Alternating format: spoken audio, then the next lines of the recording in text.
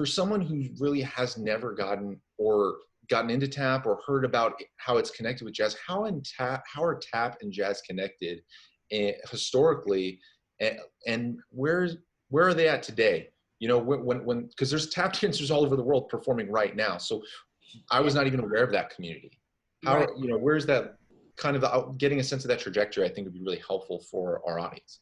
Totally. So with the similar backstory, I mean, if we go super back, we have the slave trade and, you know, immigrants coming from everywhere. So the story goes, and within the tap dance community, this is all up for debate as well. None of us were there, so we don't really know all the facts. But some of the standard facts are, you know, the slaves had the drums taken away. And so they referred to what else? Body percussion, foot stomping, other forms of expressing themselves and playing music. You also have the Irish immigrants coming in with their Irish step dancing, which does have a lot of technical footwork. So it's kind of this merging, again, this is we understand, but merging of cultures. And you take this Irish step shuffle concepts mixed with more African polyrhythmic ideas and the concept of improvisation and forming a circle and jamming and things like that. It's a lot of the African influence with some of the terminology of the steps of the Irish dancing. So if you mix it together, you get what's called the jig, which is pretty much tap dancing without the taps. But then if you wanted to amplify the sound, you add the taps to the shoes. So these are metal taps on the toe and the heel of the shoe screwed in. So later you find tap dancing extremely popular in minstrel shows and especially in Broadway in the 1920s, 30s, and 40s. And then you even have some incredible entertainers in Hollywood shooting movie musicals. So this is where you'd get, you know, like Bill Robinson. So Bill Robinson was one of the greatest tap dancers of all time. And he was incredible for so many reasons, and a few being breaking a lot of racial barriers. Back in the day, there was a rule called the two-colored rule, where two black performers were the equivalent of one white performer.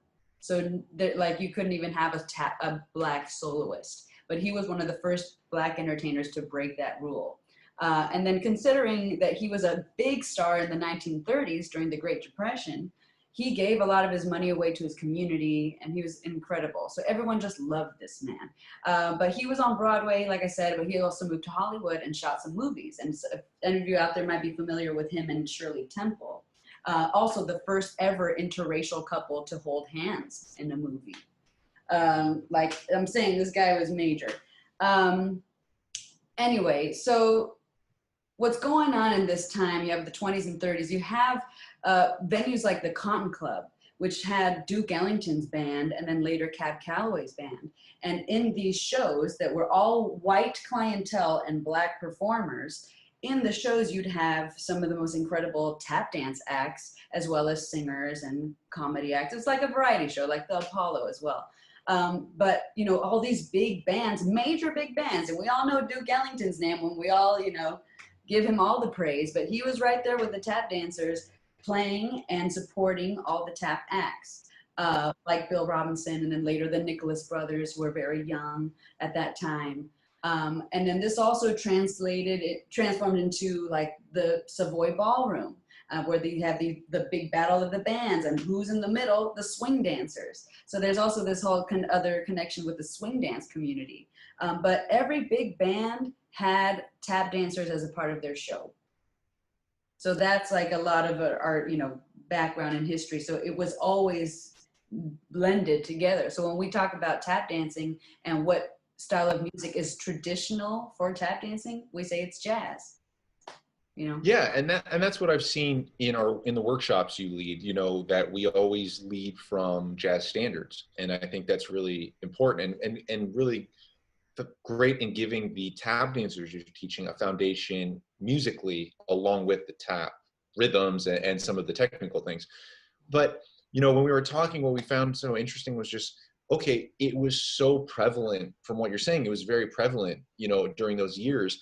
But since then, you know, can we kind of talk about, I just find it interesting the direction it's gone, where it maybe fell out of popularity so to Right. speak, even in this smaller community. But then also I'm feeling like, I mean, everything I've seen from what you do and the tap dancers I meet, it feels as fresh as ever.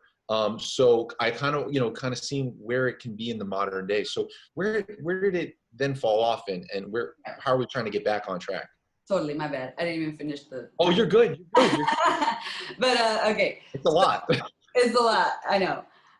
So when we consider jazz history, right, we have all the big bands killing it, blah, rock and roll. Then you have the bebop era starting, and this is a time where all the big bands, it was a little cost heavy and too much to have so many musicians, and there's the smaller combos hitting the bebop stuff. And what I've heard, because I've talked to some of my mentors about this too, like what happened? Like we were like so linked up, and then all of a sudden there's like this disconnect. And they were saying that a lot of the jazz musicians felt upstaged by the tap dancers, which is kind of crazy. But I'm like, hey, amen. I can speak to that. I've been upstaged by you many times, so it's all good. And it's like I get it, and maybe they wanted to steer away from the whole showmanship stuff about it and just kind of get heavy in the music. And so, and with that music being so advanced, there were some tap dancers who could really hang. And one of my favorite tap dancers was Baby Lawrence. And you can hear about him in Miles Davis's book. A lot of musicians loved Baby Lawrence and were a part of the tap community as well. And watching our cutting contests, which is like the battles between the tap dancers, all with improvisation. So there was, you can always So there in history of tap history, in the 50s, 60s to 70s, we called it the Great Tap Drought, where there was like a decline in popularity of tap dance. And did tap die? No, it didn't. Tap never died. There was always someone doing it. I mean, if you look at the time period, you've got Sammy Davis still tap dancing, performing everywhere. The Arthur Duncan was on the Lawrence Welk show on television every week. Ed Sullivan always had tap dancers on the show. So tap was always still around. Even Gene Kelly was doing some films in the 50s. But then there's this like crazy resurgence in the 80s with Gregory Hines. And what was so cool about Gregory is he was an actor, first of all, but he grew up as a tap dancer. But as an actor, he had this incredible platform for us because he could then incorporate tap dance in his movies. And he actually was a special guest on Will and Grace, and he tapped on that show for a while. And then he created the movie Tap, will help produce that, and bringing a lot of the old masters. So in tap dancing, when we look back now to that time period of the 30s and 40s, and we see how incredible these artists were. I mean, we got to show footage at some point, or maybe put a link up to some clips. Yeah, maybe we can integrate some in. I'll see if we can edit some in. Yeah, yeah, right here. Because it's unbelievable, like mind-blowing what these tap dancers were doing. I mean, tap was so incredibly popular that you had to be more than just a tap dancer to get work. Can you sing? Can you do a backflip? Can you do the splits? Great. That's the basis. What else can you do? Oh, I can tap and spin the tray, or I can tap and jump off this building and land on the split, or I can do cane tricks, So all these performers were so incredible. And so much so that now, being so far away from that time, if any of those were still around and continuing this, passing along this art form, we refer to them as masters. Similar to the jazz community. But it's like heavy. And this tap community and culture has really become like a sacred thing.